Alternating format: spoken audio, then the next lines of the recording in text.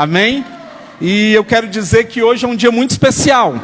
Nós estamos aí no 5º dia de conferência, né?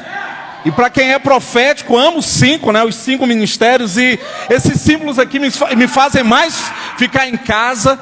São as 5 pedras de Davi para derrubar o gigante. O tema da conferência é lindo, Cultura 5.7, 5 ministérios, 7 reinos, porque nós fomos constituídos reis e sacerdotes. A palavra do Senhor fala em Deuteronômio que nós somos sacerdócio real. Pedro testifica isso na sua carta. E lá em Apocalipse, capítulo 1, versículo 5, o Senhor diz que Cristo morreu para pagar os nossos pecados e nos constituiu reis e sacerdotes. Então talvez você imaginou que o seu papel, o seu chamado fosse ser só sacerdote ou só rei. Mas Deus te constituiu rei e sacerdote. Amém? Então nós estamos na cultura. Pode aplaudir ao Senhor, Ele é lindo, Ele merece. Aleluia. Então nós somos rei e sacerdote. O tema do mês apostólico é chamado, mas não é o chamado da Samara, e não é a Samara minha prima. É a Samara daquele filme lá de terror, Misericórdia. Quem já assistiu aquele filme chamado? Irmão, hora que não pode assistir filme de terror não, viu? Fica na mente lá, tal. Misericórdia. Amém? Agora vamos ter uma sessão de libertação. Obrigado. E o tema da conferência, além de ter um nome, né, Cultura 5.7, ainda é Cara de Leão. Porque eu e vocês precisamos refletir a face do leão de Judá. Amém? Glória a Deus.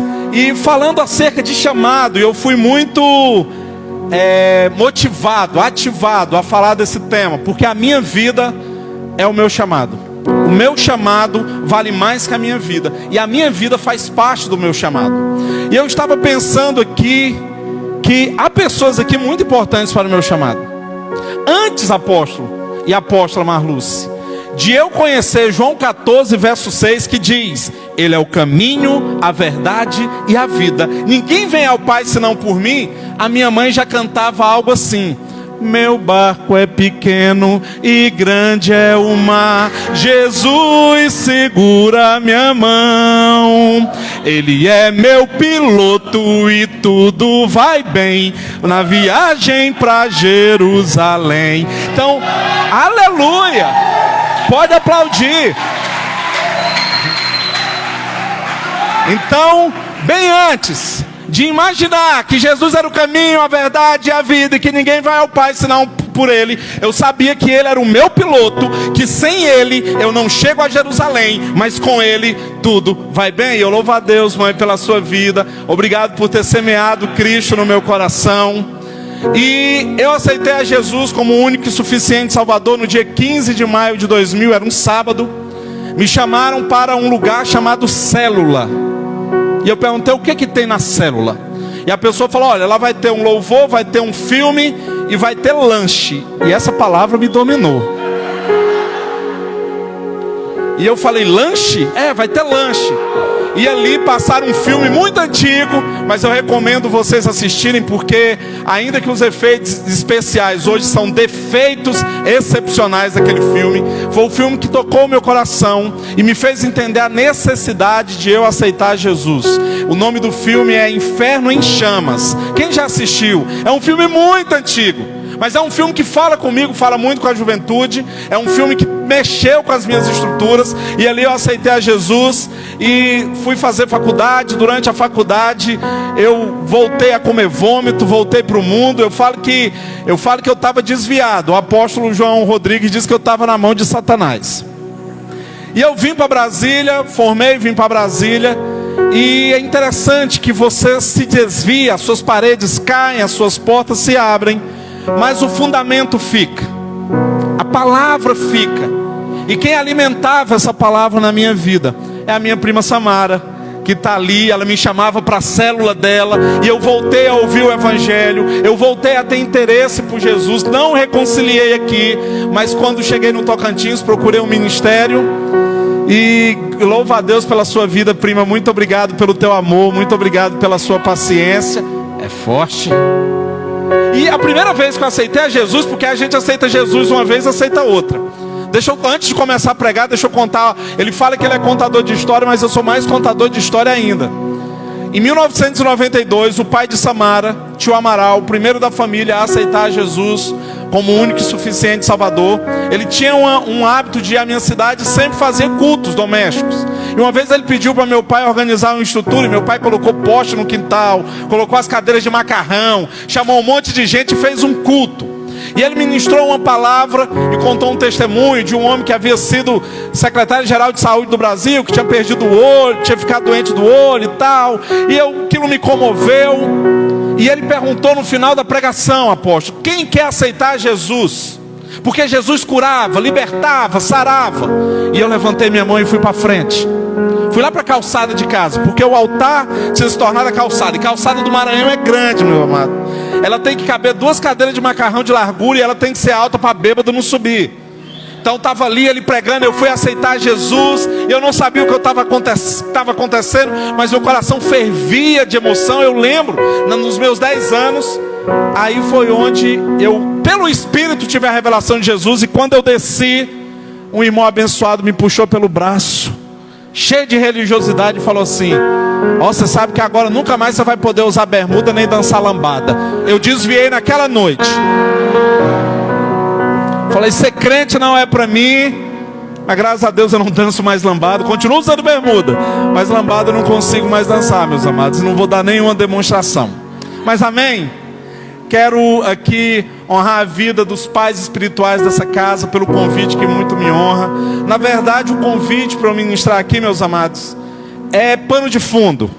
O apóstolo João Rodrigues estava doido para eu vir ver minha mãe. E falava, você tem que vir ver sua mãe, você tem que vir ver sua mãe. Eu falei, mas não tem como ir agora, minha esposa já vai. Não, tem que ver como sua mãe. Aí ele começou a me ligar. E ele é igual o gato comendo feijão quente, né? Vai pela beirada, vai pela beirada. Ele, por que você não vem pregar aqui? E eu falei, não, meu irmão, não tem esse... Não, vamos orar. E oramos.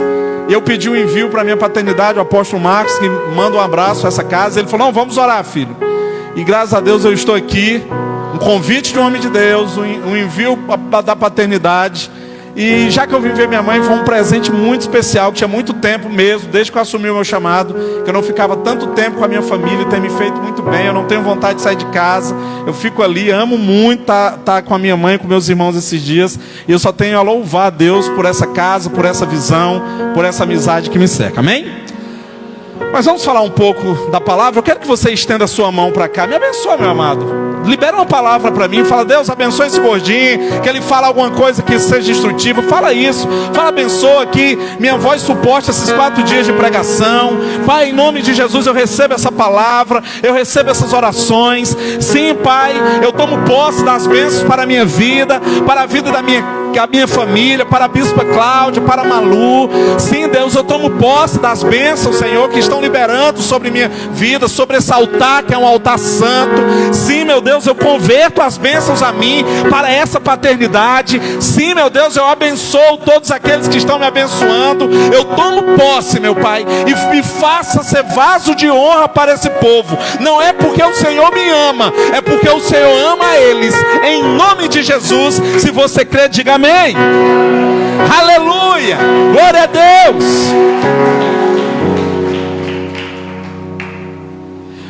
Aleluia, como é bom falar desse tema, meus amados. Chamado, como é bom estar na cultura celestial, na cultura de vida eterna. Porque você sabia que quando aceitamos a Jesus, imediatamente nos tornamos eternos? As mulheres deveriam aproveitar mais isso, porque algumas mulheres têm problema de falar a idade, né? Aí às vezes você fala, irmã, quantos anos você tem? Você fala, eu sou eterna. Pronto, aceitei a Jesus, eu sou eterno. Ah, mas você tem quanto tempo de terra? Minha irmã, eu sou eterno. Tá bom, não vamos contar pouca coisa não. Nós temos uma eternidade, mas o que temos feito com a nossa eternidade enquanto aqui na terra? Qual tem sido a tua influência na eternidade? Qual tem sido o teu papel? Qual tem sido o teu caráter? Qual tem sido o teu esforço para exercer uma cultura que vai influenciar lá fora? Nós precisamos entender, meus amados, que antes de trazer as pessoas para a igreja, eu e você temos a obrigação de levar Jesus às pessoas. Amém? Glória a Deus. Antes de estar trazendo as pessoas para o templo, porque você é a representação da igreja de Jesus. Hoje o apóstolo João Rodrigues me falou que foi fazer uma compra e lá tinha uma abençoada. Não sei se você está aqui, mas se você estiver aqui, Deus é contigo e glória a Deus. Se você não veio hoje, o Espírito Santo te visite, te faça vir amanhã, depois domingo e se reconciliar. Mas ele não chamou ninguém para ir à igreja, ele levou Jesus às pessoas. Nós precisamos da cultura celestial entender os ides que estão sobre nós. E não é só um ide, são vários ides. Mas eu só entendo a compreensão e a revelação da cultura quando sobre mim há uma mente renovada. E antes de iniciar a leitura do versículo base da ministração de hoje, eu quero liberar sobre a tua vida uma renovação de mente. Pai, em nome de Jesus, nós temos falado aqui em uma convergência extraordinária. Pai, começamos aqui falando qual é o verdadeiro poder do Evangelho. Na ministração de domingo, dia 8, Pai, onde o teu apóstolo e filho amado ministrou o poder do Evangelho, a salvação, e por isso não nos envergonhamos. Pai, nós temos uma paternidade celestial. Por isso a tua filha, a apóstola Marluce, ministrou na segunda-feira, Senhor, falando da importância de termos a referência de Pai no Senhor. E na terça ela falou de cura, porque o teu sangue é remédio e bálsamo para nós. E todos aqueles que tinham dificuldade com paternidade, com autoridade, com liderança, foram curados da terça-feira. Ontem, meu Pai, entendemos o que a segunda parte de João 10:10 quer para nós, dando-nos vida e vida em abundância, alcançando a prosperidade celestial. Meu Deus, que eu continue o teu processo, porque a tua palavra diz ali em Filipenses que aquele que começou a boa obra é fiel para terminar, em nome de Jesus. Se você recebe isso, diga amém. Uou! Eu não sou um pregador exigente. Quando alguém me chama para pregar, eu só exijo uma coisa: água. Eu bebo muita água, meus amados. Eu não sei se eu tenho a unção do camelo ou do elefante. Eu acho que é do elefante. Mas eu quero que você acompanhe comigo aquilo que está na segunda carta do apóstolo Paulo ao seu filho e bispo da cidade de Éfeso, Timóteo, capítulo 1, a partir do versículo 3. 2 Timóteo. Você viu como eu introduzi o livro bonito? Só para dizer que eu sou mestre. Segunda carta do apóstolo Timóteo, do apóstolo Paulo ao bispo Timóteo da cidade de Éfeso. Só para impressionar vocês. Acabou, meus amados. Passei uma semana decorando isso. Então é 2 Timóteo capítulo 1, a partir do versículo 3. Porque o apóstolo João Rodrigues me botou num sarrafo muito alto. Eu tive que dizer que eu sei alguma coisa. Tentei falar isso em latim, apóstolo, mas não veio não. Segunda epístola de... não foi. E diz a palavra que a partir do versículo 3 do capítulo 1: dou graças a Deus, a quem desde os meus antepassados. Toda vez que a Bíblia fala de antepassados, ela está falando de geração. Entenda algo, e o Espírito está falando comigo agora. Nós precisamos entender que somos a continuidade de uma geração. Você não foi feito para viver a sua vida. Você sempre vai continuar a vida de alguém que começou e vai formar uma vida que está por vir. Aqui Paulo está dando glória a Deus, louvando ao Senhor pelo que aconteceu com os antepassados. Sirvo com uma consciência pura, porque sem cessar faço memória de ti nas minhas orações, noite e dia, desejando muito ver-te, lembrando-me das tuas lágrimas, para me encher de gozo, trazendo à memória a fé não fingida que em ti há, a qual habitou primeiro em tua avó Lóide e em tua mãe Eunice, e estou certo de que também habita em ti. 3 gerações: Lóide, Eunice e Timóteo. Você tem uma geração que precisa ser abençoada em você. Abraão iniciou um tempo de bênção sobre uma geração que nos alcança. Noé iniciou um tempo de bênção para uma geração futura. Neemias corrigiu o pecado de gerações passadas e levou o povo de volta a Jerusalém, porque ele orou pelas gerações. Paulo aqui está falando com um filho na fé, mas também alguém que estava sobre os seus fundamentos. E ele está dizendo: Timóteo, não esqueça da fé que em ti foi plantada. Mas ele não diz que é por ele. Ele não tem a pretensão de dizer: olha, a fé que está em você é minha. Não, ele diz: lembra da tua avó, lembra da tua mãe, lembra de você. Começa a lembrar das pessoas que oraram por você. Você é fruto de oração, você é resposta de oração. Sabe o que eu fico pensando, apóstolo? A pessoa que pregou para o Senhor. Se no céu tiver um sistema igual a Herbalife, de pirâmide ou de marketing multinível, ele tem muito ponto. Quem orou por Billy Graham? Quem orou, meus amados, por John Wesley? A oração ultrapassa gerações. E nós precisamos entender que a fé que estava na geração passada, ela continua valendo. Porque o último livro profético da antiga aliança diz que Deus não... A pessoa fala: Deus não peca. Não, Deus não muda, meu irmão. Deus não muda. E o projeto dele é eterno, não é de agora. O apóstolo João Rodrigues me falou algo que eu já desenvolvi umas 10 palavras com isso. O momento não muda a tua história. O momento não muda a tua história. E ele está falando aqui: Timóteo, eu sei que você está passando por luta, eu sei que você está passando por fraqueza, mas lembre-te da fé que há em ti. Eu não sei o que você está passando em relação à tua vida emocional, física e espiritual, mas a partir dessa cultura 5:7, você será aquele servo que apresentará primeiramente ao Senhor, dizendo: eis-me aqui, eu estou aqui. Independente se as tribulações estão vindo, independente se há luta, independente se há guerra, eu estou aqui. Ei, discípulo, você que há muito tempo não se apresenta para limpar o chão, para apresentar uma primícia, para honrar, para orar de madrugada, você terá sede, você terá vontade, você terá fome de estar na presença do Senhor.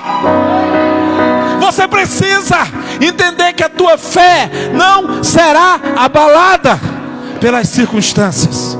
Mas dando continuidade, por este motivo, te lembro que despertes. Isso é tão lindo, meus amados. Por esse motivo, te lembro que desperte o dom de Deus que existe em ti, pela imposição de minhas mãos. Ele está falando para o seu filho: ei, o dom que foi colocado não apagou, você precisa só acordar. Eu não sou muito de falar isso para virar para a pessoa do lado, ainda mais nessa época de pandemia que a gente vira, dá um espirro e depois dá problema. Mas cutuca-se na pessoa e fala assim: ei, tem um dom em ti. Acorda, tu que dorme. Acorda, tu que dorme. Porque Deus não nos deu espírito de covardia. Em alguma versão tem temor, em algumas versões tem medo. Mas não deu espírito de covardia, mas de fortaleza, de amor e de moderação. Em outros lugares tem de poder, de amor e equilíbrio, mas vale o mesmo sentido. Portanto, não te envergonhe do testemunho do nosso Senhor, nem de mim, que sou prisioneiro seu. Antes, participa das minhas aflições do Evangelho, segundo o poder de Deus, que nos salvou e chamou. Fala para mim, fala para você mesmo: Deus me chamou. Deus me chamou para uma santa vocação, não segundo as nossas obras, mas segundo o seu próprio propósito e a graça que foi dada em Cristo Jesus antes dos tempos dos séculos. Meus amados, a igreja de Éfeso passava por uma luta de identidade. Sábado nós iremos falar um pouco sobre identidade. Mas a igreja de Éfeso passava por uma confusão doutrinária. Começou a chegar muitos falsos mestres, alguns alegando até que Jesus não havia ressuscitado, outros alegando que Jesus não havia morrido, e outros alegando que Jesus havia ressuscitado só em espírito. E aquilo gerou um pânico na liderança de Éfeso. O centro apostólico de Éfeso estava abalado. Alguns irmãos deixaram de acreditar em Cristo, porque Jesus, meus amados, não é contemplado porque morreu, mas porque pela força da sua destra ele ressuscitou. No momento onde afetam a veracidade da sua ressurreição física, ali, meus amados, é abalada toda a estrutura do cristianismo. Entenda, há um grupo da ciência, há um grupo da arqueologia, há um grupo da história que procuram evidências do corpo de Cristo, e eles não vão encontrar. Há o corpo de Maomé, há o corpo de todas as ressurreições de Buda, há o corpo de todos os outros, mas de Cristo não encontra, porque ele ascendeu aos céus. E isso é motivo para você dar glória a Deus. Ele subiu aos céus, para quê? Se colocar à direita do Pai e ser o advogado fiel, como está em 1ª carta a João, capítulo 2, a partir do versículo 1, que diz: filhinhos, não pequeis, mas se pecar, saiba que diante do Pai há um advogado fiel, que cala a voz do acusador. Ele está lá, não mais como o verbo, mas ele está lá como a carne, que sente o que você sentiu, foi tentado como você foi tentado, e chega no Pai dizendo: Pai, eu sei o que ele está passando. Pai, eu sei a dor que ele está vivendo. Pai, eu sei o que é ter ansiedade. Pai, eu sei o que é ter angústia. Olha por ele, observe ele. Jesus certamente viu seu pai adotivo morrer. A maioria da arqueologia bíblica acredita que José estava morto no início do chamado de Cristo, e Jesus chorou. Jesus viu a morte de Lázaro, um amigo seu, e ele chorou. Ele viu quando Jerusalém ia ser destruída, e ele chorou. Jesus estava em nós, em nosso meio, como corpo, alma e espírito, na sua plenitude. E é necessário que ele esteja lá. Mas a palavra diz que começou a surgir homens levantando, e dentre eles Alexandre Latoeiro, Himeneu, Fileto, alegando, causando contendas. Sabe aquele irmãozinho que o apóstolo está pregando, ele está cutucando assim e diz: a Bíblia não diz isso não. É um latoeiro. O que é latoeiro? Que trabalha com lata. Quem trabalha com lata? Um trem de lata aí, bota um trem de lata assim, eu sou doido. Sabe quando essa pessoa está pregando, apóstolo, e o apóstolo está falando: Deus quer que você seja ativado, ele está assim do seu lado. É mentira, não é assim não, a Bíblia mudou, tá. É o latoeiro, ele está batendo lata, ele está tirando, está te distraindo. Ele não quer a tua alma, ele não quer que você siga ele, porque todo aquele que quer que pessoas sigam ele tem que ter um compromisso de cuidar. Não, ele não quer cuidar de você, ele quer atrapalhar a tua vida. São os falsos mestres, são as más influências, são as pessoas que estão buzinando no teu ouvido, querendo tirar de você um entendimento óbvio e claro da palavra. Porque eu vejo pessoas dizendo que a palavra de Deus é complicada. Assim eu não consigo ler, ela é fechada, mas aberta, meus amados, ela traz para mim uma revelação. Tem muita palavra complicada? Tem demais. Mas a Bíblia não é um livro para se ler como se lê uma revista Contigo, Caras, Veja, como um livro de história. Ela é o único livro que o autor precisa estar do lado, te explicando lá, palavra por palavra, frase por frase. E quando você começa a ler, o autor se coloca ali: filho, vai por aqui, vai por ali, vai assim. E nós vamos tendo entendimento e a revelação. Você não precisa ler a Bíblia 10 vezes por ano, meus amados. Por isso eu quero ler 10 vezes por ano, leia. Mas você precisa meditar nela dia e noite. Bem-aventurado não é quem lê a Bíblia o dia inteiro, mas é quem medita nela. Eu leio a Bíblia, só ler, acrescentando números de vezes que eu li, não traz a edificação da mentalização, da meditação, da reflexão. E sabe quando você consegue meditar a Bíblia? Quando você lê e transfere para alguém. Chega no teu apóstolo e fala assim: apóstolo, eu li isso na Bíblia, me explica. Pronto, você está meditando. Ele vai dar um fundamento para você, ele vai dar um entendimento para você. Mas Éfeso estava nessa condição, numa condição, meus amados, de muita tristeza, e as pessoas deixaram de cumprir o chamado. E o apóstolo Paulo está lembrando: há um chamado para você. Há um chamado, uma vocação, e é uma vocação santa. É uma vocação, meus amados, que desperta em nós o fogo de sermos preenchidos por um vazio que ninguém é capaz de preencher. Eu aprendi com a minha liderança que nós nascemos com 2 vazios. Um é a ausência de Cristo. E sabe quem preenche o vazio da ausência de Cristo? Sabe quem preenche? Quem pode chutar? Quem? Jesus Cristo. Mas tem outro vazio, que é o vazio do chamado. Sabe quem preenche o vazio do teu chamado? Quem? Quem? O chamado. Deus é organizado demais, apóstolo. Deus nos fez, sabe, quem já foi criança aqui, ou tem criança, tem aqueles negocinhos de encaixe. O encaixe de Jesus é do tamanho dele, e o encaixe do chamado é do tamanho dele. Bispo, então tem crente vazio? Muitos! Porque não estão cumprindo o chamado. Eles vêm para a igreja, cantam, dizimam, ofertam, até pregam, trabalham, mas são vazios, inconstantes, fracos, não conseguem se fortalecer, porque entenderam que o chamado é um fardo muito grande. E eu não sou vendedor de revista Hermes, que mostra uma imagem e vem outro. O chamado é um fardo, mas é um fardo que faz Jesus segurar contigo. Quem segura na ponta da tua cruz é Ele, é Cristo. Por isso o Senhor nos diz: aquele que quer vir após mim, ou seja, aquele que quer me seguir, o compromisso é simples: negue-se a si mesmo, toma a sua cruz todo domingo de ceia. Não é isso que está lá, apóstolo? Toma a sua cruz todo domingo de ceia, não é? É isso que está na Bíblia? O que está dizendo? A cruz é quando? Só todo domingo, não é todo domingo de ceia não. É quando? Todo dia! E segue-me. Ter um chamado, ser discípulo de Cristo, é falar assim: não é mais a minha vontade, já estou crucificado, já não vivo mais eu, mas Cristo vive em mim. E eu tenho que rejeitar o meu eu. E quando o meu eu é grande, a dor é maior. Vocês não queiram saber o tamanho do eu do Antônio Alexandre Amaral da Silva. É um eu absurdo, cheio de si, cheio de conhecimento, cheio de ego. E todos os dias eu tenho que negar, todos os dias na hora de responder, todo dia na hora de convencer alguém. Eu não posso usar o meu talento, eu tenho que usar o dele. Porque eu posso até empurrar alguém, mas eu não conduzo ninguém. Cristo é o único capaz de conduzir. Eu tenho que negar a mim todos os dias. E eu fui criado para ter personalidade forte, meu amado. Eu fui criado para negar droga nas escolas.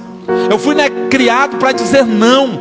Eu nunca tive problema em dizer não, mas também nunca tive problema em dizer sim para as coisas certas. Eu fui muito bem educado em relação a isso. Eu louvo a Deus pela minha paternidade e a minha mãe. Louvo muito a Deus. Mas gerou em mim um entendimento muito limitado daquilo que Cristo quer. E não é por culpa deles, mas como eu me tornei, como eu fui desenvolvendo, sendo muitas vezes ríspido para mostrar uma posição. E eu não preciso ser ríspido para dizer não. E eu não preciso ser risonho para dizer sim. Porque a palavra do Senhor diz que é sim, sim, não, não. Mas quando em Mateus 11, a partir do versículo 18, ele diz: vinde a mim, os que estão cansados e sobrecarregados, eu vos darei descanso. Aprendei-vos mais de mim, que sou manso e humilde de coração. A personalidade de Cristo no nosso chamado passa pela mansidão. O que é o manso? É aquele que vê o erro da pessoa e ao invés de fazer assim, ó, vou matar, vamos fazer junto. O A se faz assim, o B se faz assim, o 6 é de um lado, o 9 é do outro. Aí ela faz errado e você... É Cristo que está ensinando. E humilde coração. Eu imagino quantas vezes alguns de vocês chegaram nos apóstolos de vocês para falar uma revelação, e no primeiro ímpeto deles, eles pensaram assim: meu Deus, mas isso eu já sei. E eles falam assim: glória a Deus. A minha filha é viciada num canal do YouTube chamado Você Sabia. Ela diz que eu sou cabeção e ela diz que vai ser cabeçona. Então ela assiste aquele Você Sabia para saber das coisas. Ela fala assim: papai, você sabia que tem um lugar na terra chamado Triângulos das Bermudas? E que os aviões somem lá? Na primeira vez que ela me falou isso do Você Sabia, eu disse: sim, filha, sabia. E ela saiu assim. Aí eu falei: não, gente, eu tenho que ser humilde. Aí ela veio: papai, você sabia que o Silvio Santos, já sabe até do Silvio Santos, gente, já foi camelô? Ela não sabe nem o que é camelô. Ela sabia que ele já foi camelô. Eu: sério, filha? Aí ela veio, olha a arrogância da pessoa: não acredito que você não sabia disso. Mas nós temos que ser assim. Quando o Rodrigo aceitou a Jesus, eu acredito que ele leu João 3,16 e falou: meu Deus, e ele amou o mundo, e Deus amou o mundo de tal maneira que enviou o seu único filho, para que todo aquele que nele crê não pereça, mas tenha vida eterna. E ele deve ter chegado a uma liderança e falou: olha como Deus me ama. E aquela liderança poderia ter respondido de dois jeitos: então não sabia. E ele ia, ou então: ô Rodrigo, me abraça aqui, obrigado por me falar isso, eu precisava saber que Jesus me amava. O chamado, meus amados, é você trazer para si a essência de Cristo. Mas não é para você guardar, é para você liberar. Como o mestre Eudes aqui falou do perfume de Cristo. Você passa perfume só para você cheirar? Não, você passa perfume para os outros te achar perfumado. Você traz Cristo para você, para as pessoas serem atraídas. Deixa eu ver se você está cheiroso aqui. Não, tá, o Rinodê tá bom, tá bom. Você está assim, você sente o cheiro para atrair.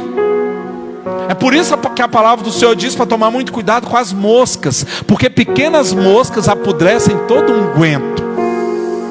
Muitas vezes o nosso perfume de Cristo está abalado por mosca que nós colocamos: raiva, inveja, preguiça, desânimo. Como estava a igreja de Éfeso, totalmente abalada, cheia de moscas. E Paulo envia o filho espiritual dele mais alinhado. E ele chega lá, talvez cheio de ânimo, querendo resolver, reúne a mocidade. Está vendo que eu não sou crente há pouco tempo não, né? Reúne o ministério de jovem, o Connection 5, e fala: vem cá, eu quero falar com você, vamos reunir. E Paulo vai dando detalhe: olha, com as moças trate como irmãs, com os mais velhos como os pais, com as viúvas não deixa elas ficarem, não, tira o WhatsApp delas, corta os grupos das viúvas, é muito fuxico. Vamos parar, vamos chamar para o ciclo de oração, vamos chamar para a oração das 4:30 da manhã, vamos chamar aí para o ministério de mulheres. Desenvolva. Mas chegou um momento em que Timóteo estava esgotado.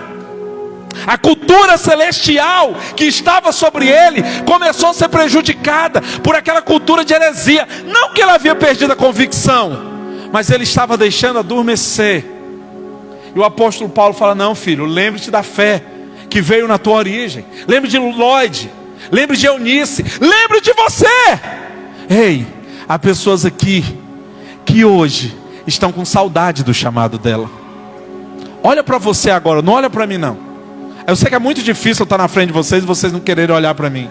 Mas olhem para vocês e falem assim: eu estou com saudade do meu chamado. Tem pessoas que estão com saudade da dança. Tem pessoas que estão com saudade do louvor. Tem pessoas que estão com saudade de pregar, de cuidar de vidas. Mas ela estava ali, desanimada. Aquela pessoa estava ali triste. Ela sabe o que ela precisa fazer, mas não faz. Ei, eu estou desatando esse nó nas tuas pernas. Eu estou tirando a capa dos teus olhares. Eu estou tirando as surdez das tuas ouças. Eu estou tirando agora o silêncio da tua boca. E você voltará a dizer ao Senhor: eis-me aqui. Eu nasci para te servir. Eu nasci para te adorar. E eu nasci para ser disposto a ti. Se você crê e toma posse disso, diga amém. Aleluia. Pode aplaudir a ele gosta.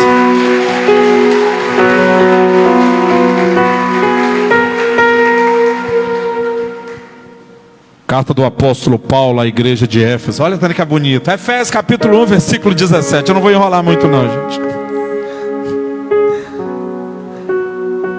Efésios capítulo 1. Vamos a partir do versículo 16. Eu li aqui, eu amo esse início dele. Quem encontrou, diga amém. Glória a Deus, está aí projetado, né? Vocês são espertos. Não cesso de dar graças a Deus por vós, lembrando-me de vós nas minhas orações. Olha Paulo escrevendo novamente a Efésios. Agora ele não está escrevendo ao bispo, ele está fazendo uma carta coletiva. Eu não sei vocês, mas sabe aquele dia que, finge que ele não está me olhando, aquele dia que o apóstolo João Rodrigues acorda zureta, zangado, parece que acordou e a coral picou no pé dele. Já teve isso, que ele começa a mandar mensagem dos grupos de discípulos e fala assim: hoje o apóstolo é daquele jeito. Aí de repente ele não quer mais escrever, ele quer que você sinta a ira na voz. E ele começa a gravar um áudio.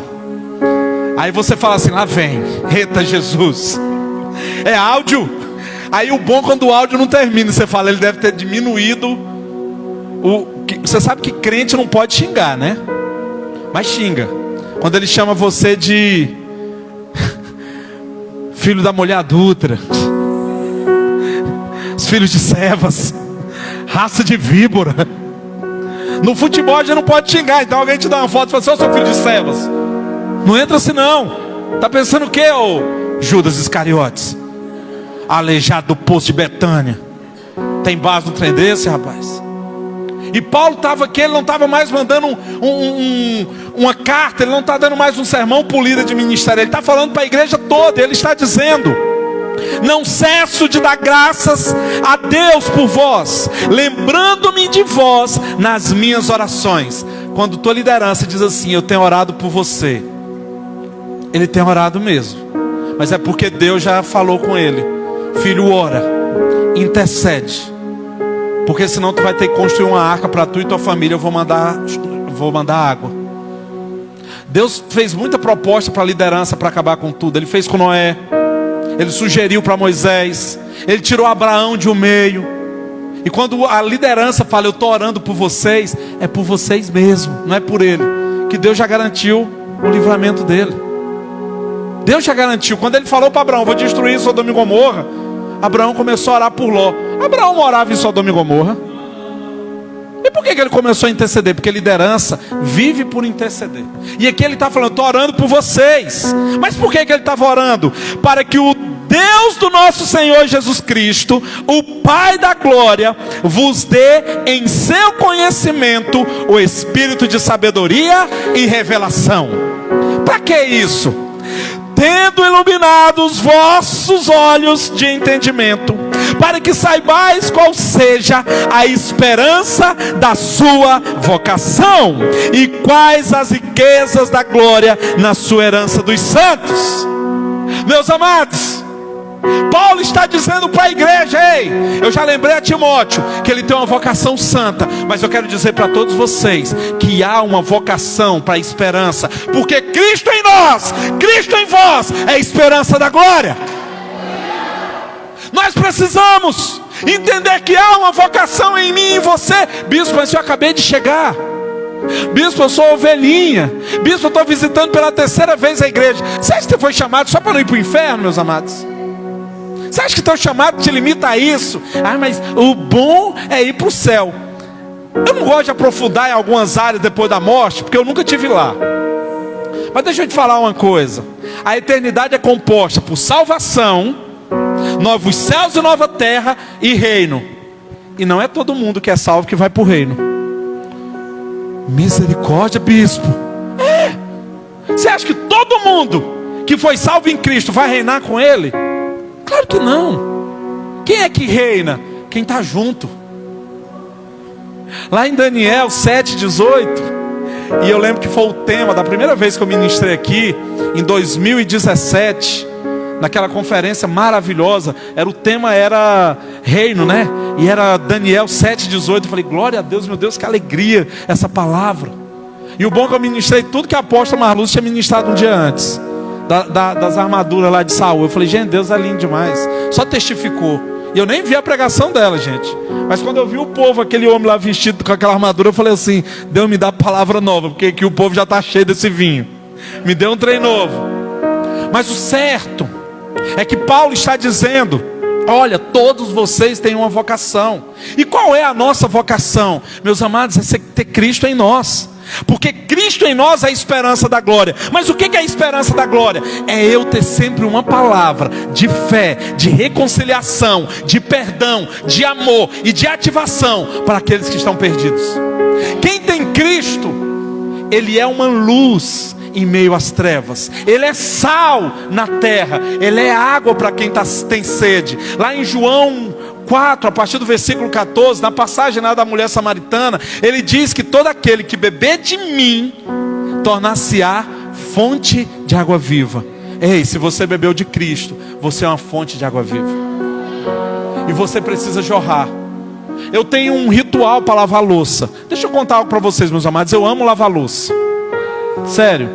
Eu amo, gosto mesmo, porque Deus fala muito comigo. Agora não me convida para ir para casa de vocês e fica aquela coisa, olha bispo, peraí. Mas Deus fala muito comigo quando eu estou lavando louça. E eu tenho um ritual, eu sempre passo a água no prato, tiro tudo. Por quê? Você já viu que a água em si, ela já tira grande parte da sujeira? A água em si, eu sou do interior do Maranhão. A minha casa sempre teve água. Bastava faltar energia, acabava a água. E eu lembro que colocava aquelas bacionas grandonas assim, né? E botava os pratos ali de molho, porque a água tinha que ser puxada do poço. Faltou energia, falta água. O Maranhão tem um mistério, meus amados, lindo. Eu acredito que até tem muito a ver com Cristo, porque Cristo é luz e Cristo é água. Então falta luz, falta água. E a gente botava água para amolecer a sujeira. Eu sou do tempo, eu não lavava roupa na minha infância, meus amados. Mas eu sei o que é ver a roupa quarar. Deixar ali na água, ó, o sol, curtir, tirar a mancha. Não tinha isso de Vanish, não tinha isso de Omo, que tem Omo, meus amados, se você lavar, falta tirar o pecado. A proposta dele, sabão Omo. Mas o certo é que a água tem um poder de limpeza, de purificação. A água tem um poder de chegar onde está sujo e tirar aquele restolho, tirar aquela sujeira. E você é fonte de água viva. Você não é uma garrafa de água. Você é fonte. O que é fonte? Está jorrando sempre.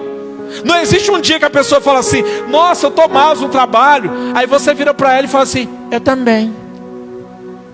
Meus amados, tem crente que nessa pandemia, ao invés de você, a pessoa falava assim, nossa, gente, não é pecado ter medo da Covid, ter medo de morrer. O apóstolo ontem falou com muita sabedoria, ele não cai de moto porque ele tem medo de moto. O medo que a Bíblia reprova é a timidez de eu não fazer algo, temendo que aquilo é maior que o meu Jesus.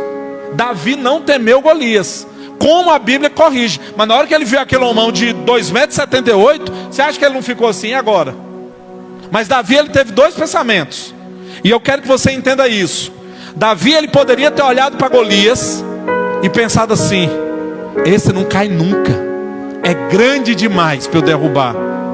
Mas ele, cheio do poder de Deus, olhou, é muito grande, não tem como eu errar a pedra. É o que você precisa entender dentro do seu chamado. Pode aplaudir, gente, é de Deus. Eu passei a tarde falando isso, ensaiando isso. Deixa eu falar algo. Tem muitas pessoas nesse tempo de pandemia, nesse tempo de medo, nesse tempo de depressão, de opressão, que chegam em você porque sabe que você é um crente. Eu sei que essa igreja não tem, mas outras igrejas lá fora tem o crente 007. Ele vai para o trabalho disfarçado de mundano. Ele nunca fala que é crente, ele nunca abre a Bíblia, ele nunca bota um louvor no lugar do trabalho. Aí um dia aquele colega de trabalho de 10 anos dele aceita Jesus. E ele fala para ele assim, ei, eu quero te convidar para ir para a igreja. E ele fala assim, a paz do Senhor, meu irmão, também sou crente. Ele se revela, é o crente 007, ele é misterioso. Aqui dentro ele pula, ele se alegra, ele fala, até aquele passinho que vocês fizeram hoje, né? Tá. Mas lá fora, ele fica secreto, porque ele pensa que em 20 anos ele vai ganhar alguém para Jesus no secreto.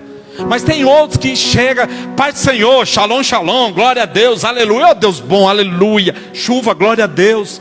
E a pessoa fala com ele assim, nossa, eu estou tão angustiado, eu estou tão ansioso. E às vezes o crente está até ansioso e angustiado, mas naquela hora ele é uma fonte de água viva. E ele precisa dizer, ei, a palavra do Senhor diz, deixai para Ele as nossas ansiedades, que Ele é bom e cuida de nós. Você sabia que a tua cura está quando você cura os outros? Toda vez que eu libero uma palavra de ativação, de reconciliação, de perdão para alguém, eu estou liberando a cura para mim. Porque é melhor dar do que receber. Mais proveito tem em dar do que receber. Todas as vezes que eu proponho Cristo para alguém, eu recebo mais de Cristo. Se tem algo que é incrível e que mais cresce, é quando eu compartilho Cristo a alguém, esperança de Jesus para alguém, esperança de cura, de livramento, de vida eterna. E Jesus está dizendo isso, ei, há uma vocação para você. E o que eu faço com essa vocação? Primeiramente, meus amados, eu preciso levar as pessoas ao entendimento de quem é Jesus. Eu só faço isso quando eu entendo que eu não posso perder oportunidades. Faço uma pergunta para você: quantas oportunidades essa semana você perdeu para falar de Jesus para alguém? Entenda algo: nós não somos chamados para ir e levar a pessoa à força à igreja. Não. É ir de anunciar as boas novas, ir de pregar o evangelho. Quem dá continuidade a esse trabalho é o Espírito Santo. Nós muitas vezes somos pretensiosos, arrogantes, soberbos, achando que somos nós que levaremos as pessoas a Cristo. Não, nós levaremos Cristo às pessoas. Ei, Jesus te ama. Eu tenho falado com os meus amigos ministeriais. Quando eu era criança, eu ouvia muito dos poucos crentes que tinha na minha cidade, que Jesus me amava e que tinha um projeto de Deus para mim. Que tinha um projeto de Deus para mim. Nós paramos de falar isso.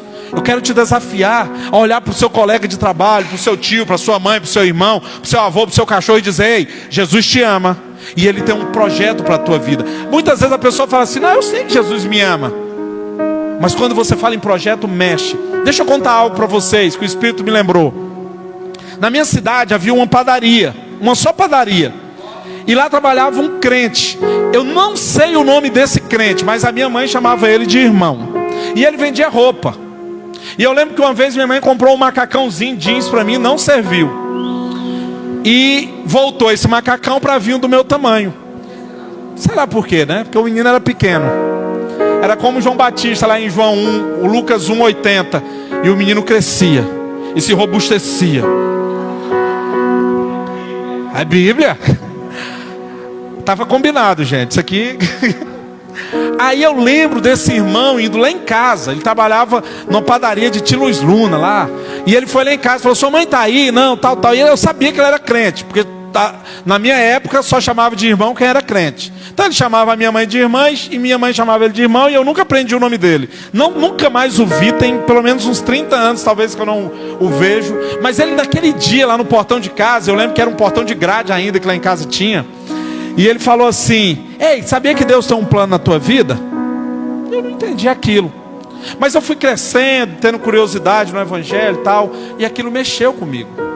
E aquilo trabalhou comigo. Gente, isso foi semeado, eu devia ter 8, 9 anos. E eu tenho certeza que Deus tem um plano na minha vida, que Deus tem um projeto na minha vida, que Deus me chamou para algo muito maior do que eu posso entender. Mas que se eu não faço do lado dele, não há esforço meu que vai gerar resultado. Deus tem te chamado, meu amado, para você gerar resultado. E você só gera resultado quando aproveita as oportunidades. Sabe algo que Jesus não perdia? Oportunidade. Jesus passava, tinha um velório, ele ressuscitava. Passava, tinha um leproso, ele curava. Tinha um cego, ele voltava a enxergar. Tinha um surdo, ele voltava a fazer ele voltar a ouvir. Tinha um mudo, ele ia lá e liberava a palavra dele e ele voltava a falar. Jesus não perdia a oportunidade. O apóstolo Paulo não perdia a oportunidade. A palavra do Senhor diz que uma vez Paulo e a sua comitiva apostólica foram em um lugar pregar, porque onde eles estavam pregando era peia. Deus manda Paulo ir para Macedônia. Paulo queria ir para Macedônia, apóstolo? Ele queria ir para a Ásia. Estava o campo missionário aberto. Os campos estavam brancos. Ele: vou para a Ásia. Vou para a Ásia. E vem em sonho um homem da Macedônia dizendo: venha Macedônia. Ei, tem algum homem e mulher de Deus orando por você, chamando por você, clamando pela sua presença. Ele está esperando a tua palavra de esperança, a tua palavra de paz, a tua palavra de vitória, a tua palavra de reconciliação. Ele quer a oportunidade de que você pregue para ele. E Paulo vai na Macedônia. Paulo chega na Macedônia, Deus me enviou, eu vou, e é apedrejado, é preso, é peia, é surra. E ele fala: não, eu vou pregar no Brejo ao Maranhense, vou pregar no Rio, no Lago. Quando ele chega lá, está a mulher lavando roupa. Meus amados, quem já foi em um lugar onde tem mulher lavando roupa? Alguém já conheceu isso? é um barulho de pancada na tábua com conversadeira. Papá. Quem acha que pentecostal faz zoada é porque nunca foi no lugar de lavanderia. Sabe o que Paulo fez lá? Pregou. E no meio da pregação tinha uma mulher, comerciante de tecido, chamada Lídia. Ela falou: ei, vai lá pregar na minha casa. E pregou. Talvez você está pregando, meus amados, e achando que ninguém está ouvindo. Porque pregar no meio de uma lavanderia de roupa, ninguém te ouve. Mas aquela mulher ouviu e deu casa, comida e sustento para Paulo. E Paulo saiu da casa de Lídia e falou: Silas, vamos orar? Vamos. No meio do caminho, adivinha? Esses...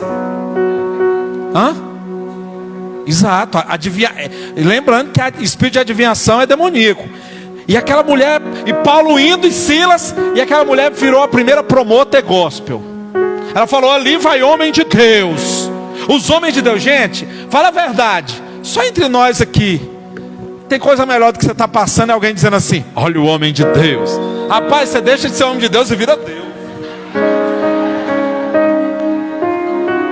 Derrama! E Paulo poderia falar isso, mas o que Paulo fez? Eu te repreendo em nome de Jesus. Cala tua boca agora, demônio. E aquela mulher dava dinheiro para os seus senhores, que ela adivinhava as coisas. E Paulo vai preso com Silas. Paulo vai para uma prisão de segurança máxima, onde só tem gente boa. E em determinada hora, meus amados, conjecturando na liberdade que o Espírito Santo me permite, sem ultrapassar os limites da palavra, eu imagino o apóstolo Silas falando: Paulo, o que a gente vai fazer agora? Paulo fala para Silas: o que nós íamos fazer? Nós íamos orar. Mas crente que é crente de orar não adora? Então minha alma canta-te, Senhor, grandioso és tu, grandioso és tu. Só que isso era meia-noite, numa prisão de segurança máxima, só tinha Fernandinho, Beiramar e Marcola. E de repente eles acordam: e que cantoria é essa? Eu vou matar. Eu imagino que tinha um preso nessa sessão de segurança máxima, e esse preso deve ter dito assim: espera aí, companheiro, vamos ver eles cantando. Em determinado momento, eles começam a ouvir. Aí um crente desviado lá no meio falando assim: grandioso és tu, grandioso és tu. Quem já recebeu aquelas mensagens assim: ei, eu vou te sequestrar, paga tanto, tal. O DDD 86, 88, Fortaleza. Todos os que mandam para mim, eu falo assim: Jesus te ama, volta para Jesus. Ele diz: amém, pastor, eu quero voltar para Jesus. É tudo filho de crente, filho de missionário, filho de pastor, filho de bispo. Estão lá dentro. E Paulo começou a orar, começou a cantar, e as grades abriram. Sabe o que aconteceu? Os presos queriam o resto do culto. As portas estão abertas, meus amados. Mas quem tem fome da palavra fica. Não é porque as portas estão abertas, é porque querem estar presos em Cristo. E o carcereiro, que tinha dado uma enchibatada em Paulo há pouco tempo, fala assim: não foge não, que se fugir eu morro. A pena de morte para quem deixa, que a pena de quem deixa fugir é morte. E Paulo fala: ninguém vai embora. E o carcereiro fala: o que eu faço para ser salvo? Ele: crê no Senhor Jesus e será salvo, tu e a tua casa. Ele: vamos para a minha casa. Pode aplaudir, pode glorificar. Jesus tem isso para a sua vida. Jesus tem isso para o teu chamado.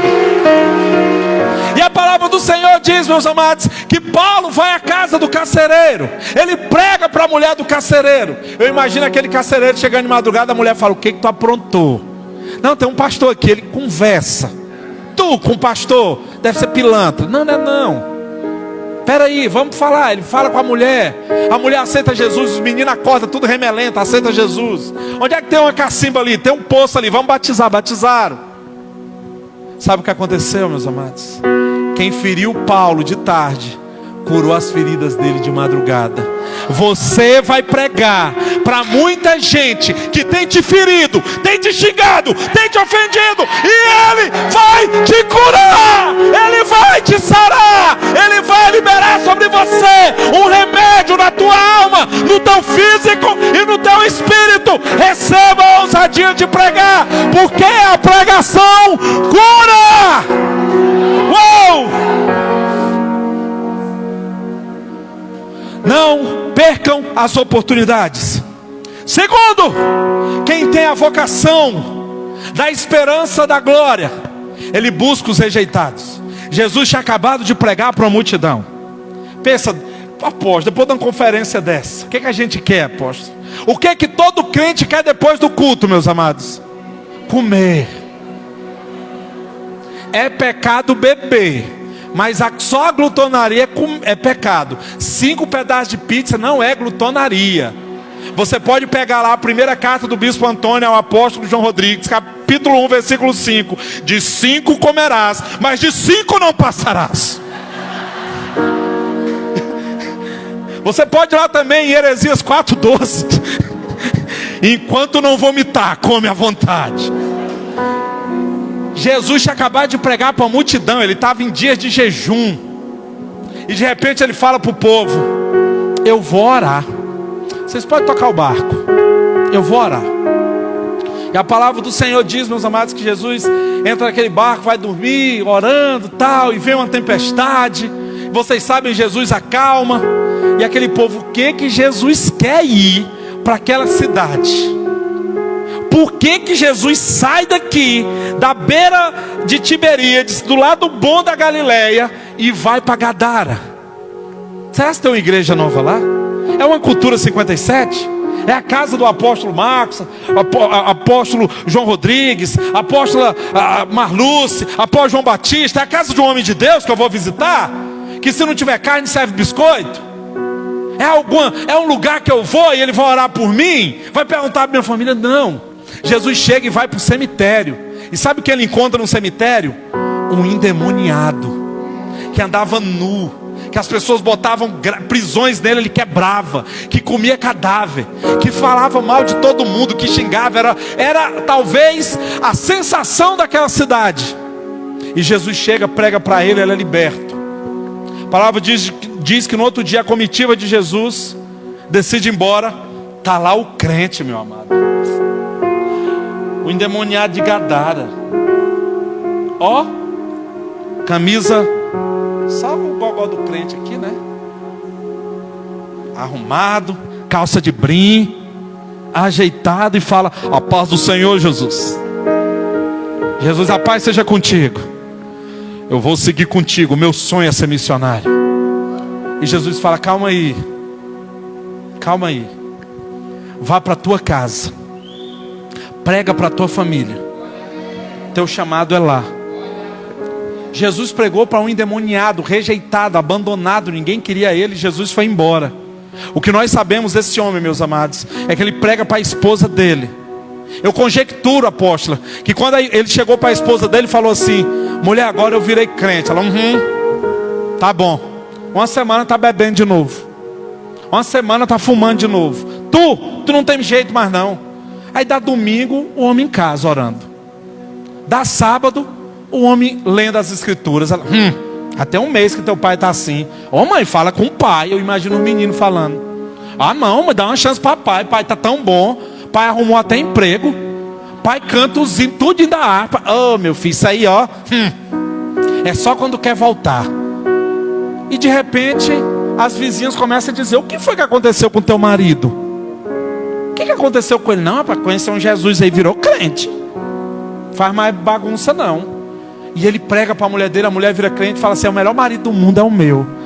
E a vizinha fala: manda teu marido falar com o meu marido. Ele começa a pregar para o vizinho, para o outro vizinho, para o padrinho, para o primo, para a cidade. Meus amados, aquele homem pregou para 10 cidades. E ele ganhou 10 cidades.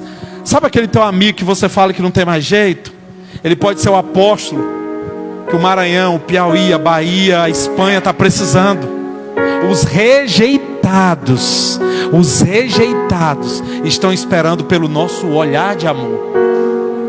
Deus tem sede pelos marginalizados. Há muitos gadarenos em nosso meio, que nós não queremos nem dar um olá, mas está passando a hora da gente dizer: Jesus te ama e tem um projeto na tua vida. Em nome de Jesus, eu libero o teu olhar para você reconhecer os gadarenos ao teu redor, porque tem mais de 10 cidades, estados e nações dependendo do exercício do teu chamado, para despertar nas pessoas um chamado de salvação, redenção, perdão, cura e livramento. Se você é esse que pregará para os gadarenos, dê um glória a Deus.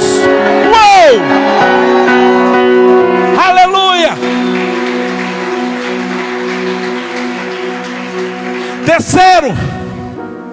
Terceira obrigação de quem tem a vocação da esperança da glória é investir em morto. O que é investir em morto, bispo? Houve um homem que esteve na terra, preste atenção. Esse homem pregou, esse homem expulsou demônios, esse homem curou, libertou, deu esperança. Sabe o que aconteceu com esse homem?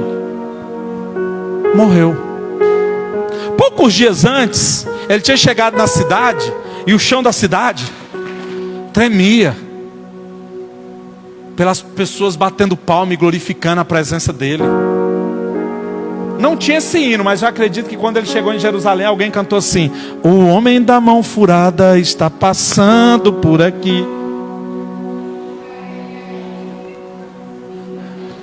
Fale muito aí que eu já entro no manto aqui. Meus amados, eu sou do tipo que quando eu começo a falar em línguas, eu não falo mais em português, apóstolo. Uma vez um irmão falou assim: Bispo, você não fala em línguas? Não, eu falei: fala. Mas quando eu falo, esse controle de falar em língua e depois parar em português, acabou. Quando eu começo a falar em língua, eu falo com a minha esposa em língua, eu falo com a minha filha em língua, eu falo com o papagaio em língua. Eu não tenho esse domínio. Então não me motive no meu pentecostal, que é forte. E eu danço, meus amados. Eu viro pilão. Não queira me ver no manto do pentecostal, não. O trem é bruto. E eu tenho mania de cair no espírito e dormir na carne. Já aconteceu isso com alguém aqui, apóstolo? De cair no espírito e dormir na... Eu faço isso. Eu cair no espírito, meu irmão, é ronco. Já recebi oração expulsando demônio. E eu falo: se for demônio, esse ronco expulsa. Que a minha esposa tenta expulsar e não tira. Mas o certo, meus amados, é que esse homem, enquanto ele estava pregando, libertando, curando todo mundo: é ele. Quem diz que eu sou? Tu és Jesus, o Filho de Deus. Aleluia. Mas ele morre. Sabe quem vai atrás dele? Não é João, não é Pedro, não é Marcos, perdão, não é Mateus, não é Felipe, Bartolomeu, não é a sua mãe Maria. Quem olha para Jesus morto é um homem chamado José de Arimateia, muito influente. Ele chega em Pilatos e fala: Pilatos, não deixa aquele homem lá sendo comido por abutre, não. A palavra do Senhor diz que ele vai comprar as ervas e um unguento para ungir ele, e compra um lençol fino e caro e coloca ele na sepultura mais nova daquele cemitério. Ele cuida do corpo de Jesus, limpa o corpo de Jesus, bota um sudário sobre Jesus e deposita ele em um sepulcro 0 quilômetro. Tem muitos dos nossos, meus amados, que pelo pecado, por alguma falha de caráter, por alguma quebra de princípio, estão mortos no chamado. E muitas vezes a gente olha para o morto com medo, e quando o morto começa a feder, a gente distancia. Ei, começa a pagar o preço por aqueles que estão mortos na fé. Receba a unção de José de Arimateia, de olhar para aquele que um dia foi útil, aquele que um dia serviu, aquele que um dia esteve no altar, aquele que um dia esteve na dança, e hoje está lá morto no mundo, perdido, acabado. Comece a orar por ele. Comece a pagar um preço por ele. José de Arimateia pagou por ungüentos caros, finas ervas e um lençol muito caro, e o colocou em um lugar de honra, cumprindo a profecia que dizia: pode até ser morto em meio aos ladrões, mas será sepultado no meio dos ricos. Coloque ele no lugar de destaque.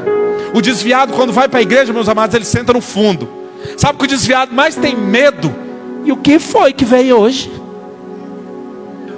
Gente, ou sumido. Ou então você canta assim: visitante, seja bem-vindo, tua presença é um prazer. Meu irmão, viu lá o desviadinho, bonitinho, tira ele da garra de Satanás e bota no braço de Jesus. Tu vai sentar comigo ali na frente. O desviado, apóstolo, no final da palavra, quando o apóstolo fala assim: quem quer vir aqui à frente? Ele é o primeiro a sair. Tem um demônio que fica na porta da igreja falando assim: desviado, vem, vem, vem, vem, vem. Você, não é o apóstolo, gente, entenda, não é o apóstolo que tem que correr e abraçar ele, não. É você que tem que puxar ele pela mão. Apóstolo, ora aqui pelo nosso irmão. O apóstolo vai abraçar.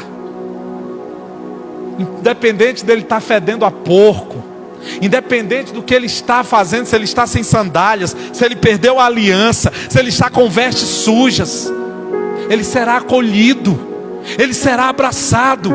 Mas é você, irmão, que tem que colocar ele para dentro. Na parábola do filho pródigo, começa a história com um filho fora e outro dentro. Como é que termina a história?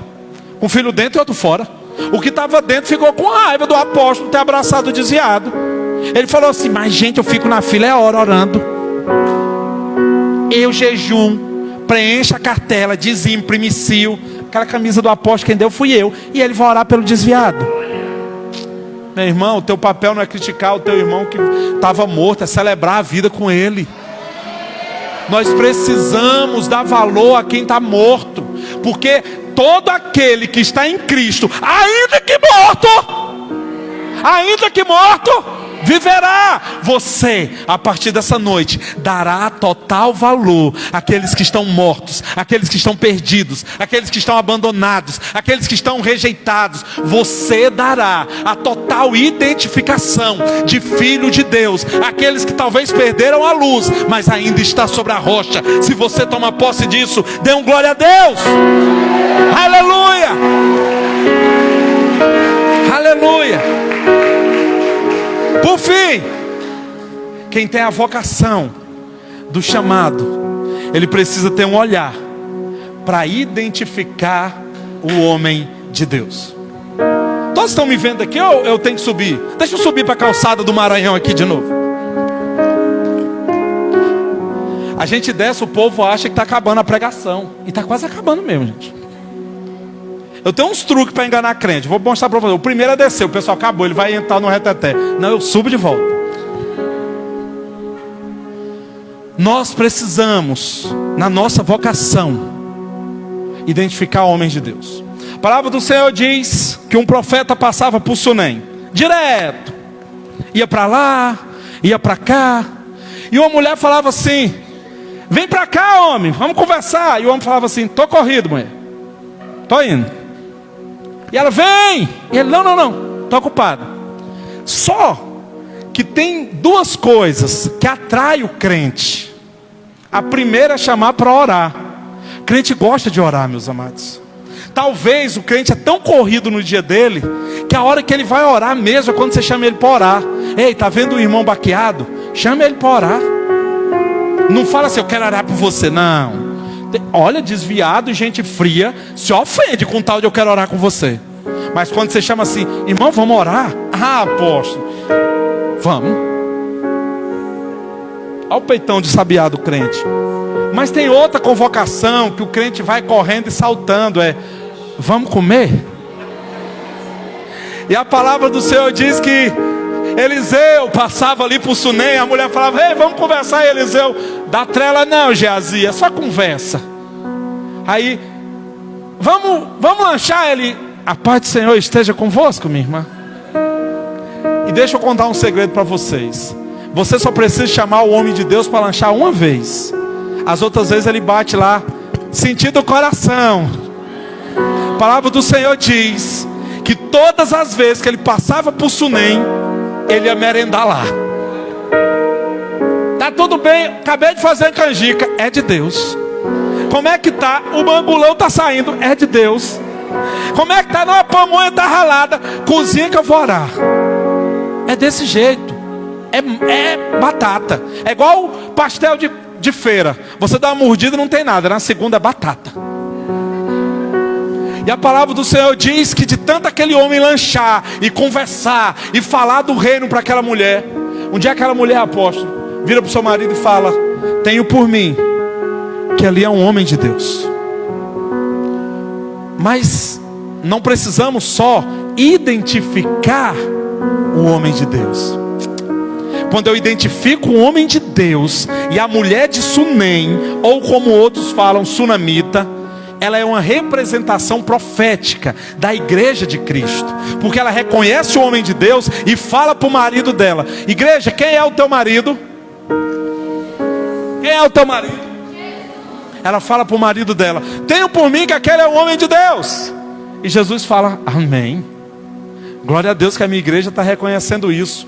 E ela propõe o que Jesus já fez. Ela fala para ele: façamos para ele um quarto em um lugar alto, um quarto em um lugar fora do chão, e coloquemos lá uma cama, uma mesa, uma cadeira e uma lamparina. Aquele homem faz. Efésios 4.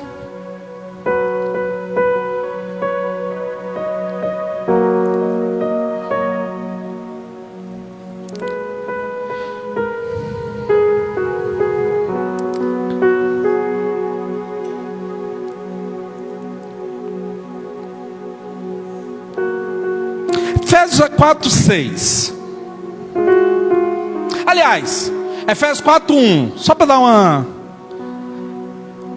Está aí?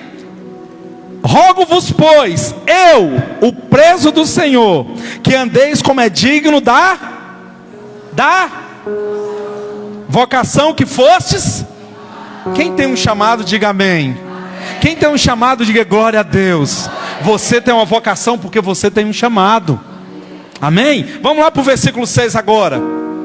Um só Deus e Pai de todos, o qual é sobre todos e por todos e em todos, mas a graça foi dada a cada um de nós segundo a medida do dom de Cristo. Pelo que diz: subindo ao alto, levou cativo o cativeiro e deu dons aos homens. Ora, isto ele subiu, que é senão também antes tinha descido às partes mais baixas da terra? Aquele que desceu é também o mesmo que subiu acima de todos os céus para cumprir as coisas. E agora começa. E ele mesmo deu uns para, e outros para, e outros para, e outros para, e outros para mestres. Quando eu reconheço um homem de Deus que tem passado nos meus olhos, eu tenho a responsabilidade de dar a ele uma estrutura apostólica.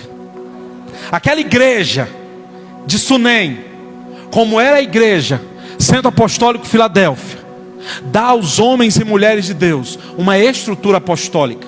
Façamos para ele um quarto alto, porque o apóstolo, ele é tão importante como todos. Eu sei que vocês sabem muito bem disso, mas o apóstolo recebe uma visão.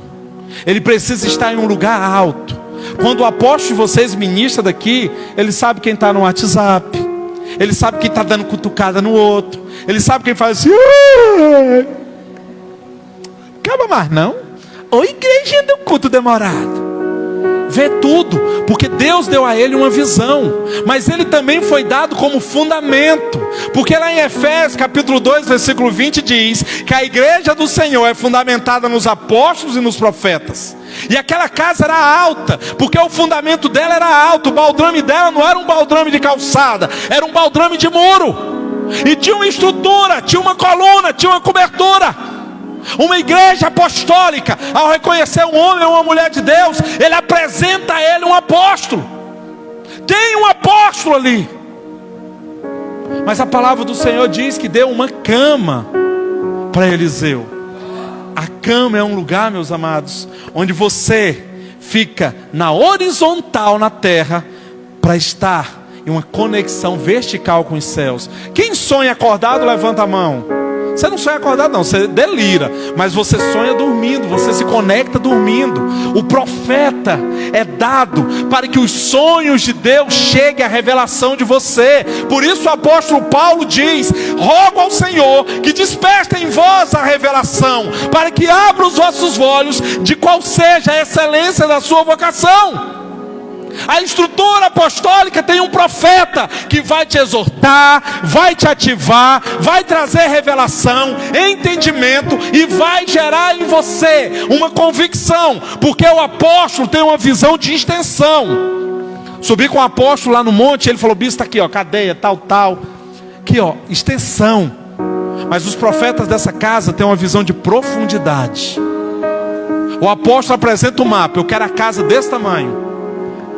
Aí a profeta, ela fala assim: essa casa está acima de ótimo, a profundidade dela é potente. O apóstolo, ele tem um sonho, uma visão de extensão para você. Ele olha para um filho e fala o seguinte: você vai ganhar multidões. O profeta fala: você vai entrar na intimidade, você vai entrar nas águas profundas. As águas que saem desse altar, como a visão que Ezequiel teve, não são águas rasas, são águas profundas. Por isso o Senhor tem dado a essa casa profetas. Mas Ele também dá. O evangelista é representado pela mesa.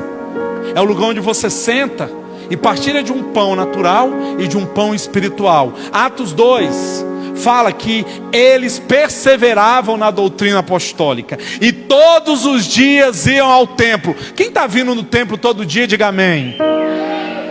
Tem algo de bíblico nesse lugar. Você não é doido à toa não, apóstolo. Você é doido biblicamente. Porque os doidos biblicamente são sábios para o Senhor. Mas em tempo de pandemia, fazer 8 dias de reunião, por que não é 21? Achei foi pouco. Vou ficar aqui até dia 18 fazendo o quê? Todos os dias eu no templo. Estava bom? Não. Depois ia de casa em casa. Irmão, você não foi na igreja? Meu irmão, não fui não. Pô, vou te falar o que o apóstolo pregou ontem. Meu irmão, é manto, é mistério. Eu acho até que a palavra era para você. Estou só transferindo. E compartilhavam do pão. Encontrava o crente: ei, vamos merendar. O evangelista, ele o tempo inteiro ele tem uma oportunidade. Ele te chama para a mesa com Jesus. Ei, senta aqui, deixa eu te falar do pão da vida. A igreja apostólica tem um evangelista para liberar sobre as pessoas a unção de salvação, a esperança da glória. A mesa é lugar de comunhão, onde você compartilha do pão que você recebeu. Quando Jesus está na ceia, ele pega o pão e faz o quê? Come tudo. Eu falo, tem um irmão lá ele está até me acompanhando, abençoado, cooperador dele, em nome de Deus, futuro mestre. Se ele fosse Jesus, gente, o povo só tinha bebido vinho. Ele come o pão todo, apóstolo. A gente fala para ele comprar pão para o cachorro quente da igreja. Ele compra 40 pães. Ele acha que um pão dá para as 80 pessoas da igreja, os outros ele come tudo. Eu falo que se ele fosse um jovem, no dia da multiplicação de pão, o povo só tinha comido peixe. Ele gosta de um pão, mas Jesus pega aquele pão e faz o quê? Parte. O pão que você recebeu hoje, você tem obrigação de compartilhar amanhã. O evangelista compartilha tudo que Jesus entrega a ele, porque o que ele recebe é salvação, então ele dá a salvação. Você sabia que quanto mais você leva pessoas para Jesus, mais você é responsável da sua salvação? Porque você vai falar de Jesus e fica com medo de pecar na frente dos outros. Não é assim, gente? Pensa num trem enjoado, é quando tem muito crente no colega de trabalho, você não pode nem pecar sozinho.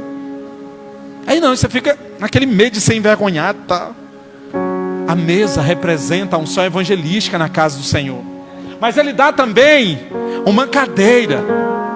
Você sabia que quando eu estou sentado, pode ser do meu tamanho ou do tamanho do Rodrigo, nós ficamos na mesma altura, para ouvir a voz, na mesma condição do ouvido. O pastor é aquele que está disposto a ouvir. O pastor te liga, recebe a ligação 3 horas da manhã: pastor, eu pequei com pornografia, estava aqui e tal. Aí você ora com ele, libera por ele, expulsa o demônio da pornografia, pomba gira, lascívia. Lá no outro dia: pastor, eu pequei de novo. Se fosse um profeta, fala: queima demônio. Mas o pastor fala: filho, Deus quer te libertar disso, vamos orar. Aí dá no outro dia, 3 dias, o pastor ouve. Ele quer tirar teu carrapicho. Não é que pastor não exorta. Pastor exorta. Pastor tem que dar bronca. Pastor tem que expor um pecado que ele está fazendo. Mas ele tem que fazer isso com amor. Ele tem que estar ouvindo. Ele não tem que olhar o celular. Lá vem o pecadorzinho na madrugada. Ele fala, não, hoje ele cura. Hoje ele é sarado. Ele investe. Ele insiste. Ele não olha para você como um pecador lutando para ser santo. Ele olha para você como um santo lutando contra o pecado. A cadeira dele sempre está vazia para te receber e te ouvir. Por fim, é lindo demais esse dom ministerial, meus amados. Lâmpada. Lâmpada para os meus pés, luz para os meus caminhos. É a tua palavra, diz o salmista ao Senhor. A palavra do Senhor é a vacina contra o pecado. Guardei a tua palavra no meu coração, para não pecar contra ti. Meus amados, nós temos vivido uns tempos, e eu sei que isso não acontece nessa igreja. Pode acontecer com alguns crentes, mas não é dessa igreja. Não é da doutrina apostólica. As pessoas só conhecerem crentes através do louvor. Qual Deus que você serve? Lindo, lindo, lindo é. Glória, glória, eu te dou. Mas por que você ama dele? Por que você ama tanto esse Deus? Eu era órfão, hoje sou filho. Mas o que a igreja é? Essa casa é sua casa, nós deixamos ela. Tem uma geração que só conhece Jesus pelas músicas, mas não conhece Jesus pela palavra dele. Ei! Antes de conhecer o apóstolo, a pastora Cleusinei, que ama muito o apóstolo, falou, não, você tem que conhecer o apóstolo João Rodrigues. Eu, por quê? Porque ele é doido igual você. Eu falei, achei que era porque ia me instruir, ia me dar uma liberação. Não, você tem que conhecer o João Rodrigues. Não, você vai apaixonar. Olha, meu irmão é amigo dele, eu também amo meu irmão, mas você tem que conhecer o João Rodrigues tal. Quando eu conheci o João Rodrigues, parecia que eu conhecia há anos. Anos. Já chamei ele de cara de gadita, depois eu soube que ele era gadita mesmo. E eu não lembrava o nome dele. Eu falava, amor, eu amo demais o Gadita. Quem é Gadita, amor? É um apóstolo lá de Brasília, são 2 João. É o Gadita, amor. E a gente se entrelaça. Mas eu amei mais ele quando eu o conheci por ele. Quando eu soube que ele era do Piauí, que veio pra cá, aceitou a Jesus em 10 de novembro de 1995. É isso mesmo? Que em 99 cansou de estar solteiro. Conheço da parte dele, viu, apóstolo? Ainda não sentei com a senhora para saber e tal. E foi para quadrangular porque amava essa baiana. E chegou um dia que falou, não, Deus, minha orelha está doendo, eu vou para ali. E quanto mais eu conheço dele, por ele, eu amo ele. Ei, comece a aprender mais de Deus por isso aqui. Melhor do que a presença de Deus é conhecer Deus.